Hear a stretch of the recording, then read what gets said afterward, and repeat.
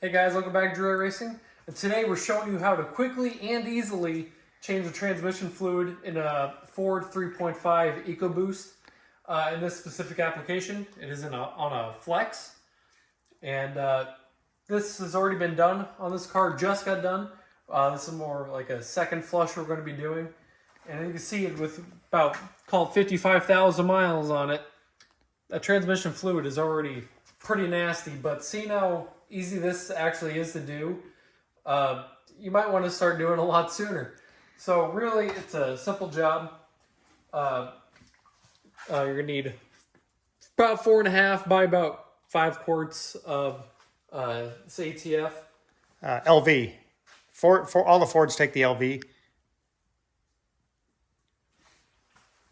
Like I said, yeah, let's get into it. Super easy. Initially, there's 2 bolts up here. We already had them out, holding in that part of the airbox, 8mm. So you can take the air box off so we can get at the dipstick. This car does have a dipstick. If you have a Ford like on an Escape that uses a sight plug, we already did a video on that. Ricky will link that in the description. But this fills from the top, and anytime you're changing fluid, always make sure you can put it in before you take it out. And then just roll it back. Yep.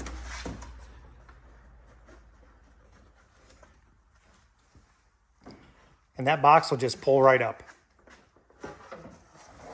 Don't.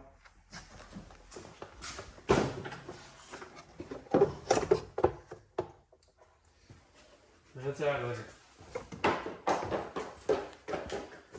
So go ahead and clean around your fill cap. There it is. Yep, there it is. That's a 1/4 turn, and it pulls right out. Go ahead and pull that out and we'll take a look at it.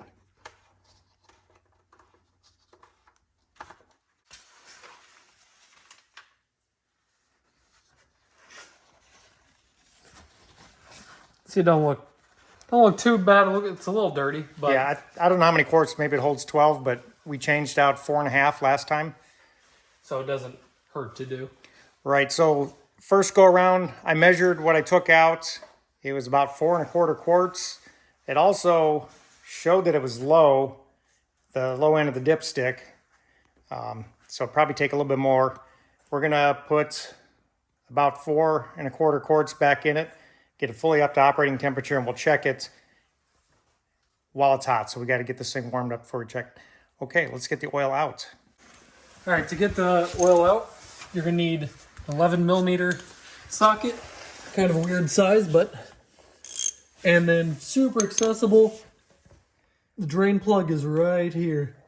Cannot miss it. There's nothing else around it. So these cars typically have a belly pan. Took this off in the first oil change. I don't think I ever put it back on. That's pretty self-explanatory to take off if you haven't got that off yet.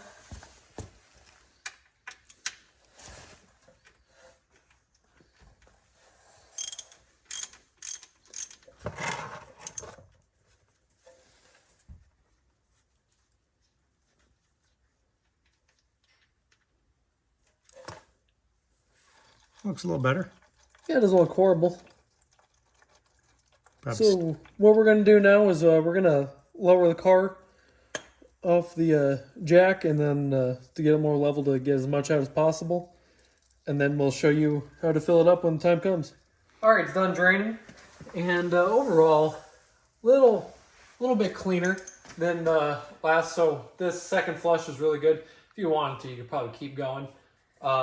Also, good note, there is no accessible filter, like transmission filter for this car. You would have to split the case and do all that, and just not really feasible. So doing this is probably good enough. So now we're going to go to filling it. Pretty self-explanatory.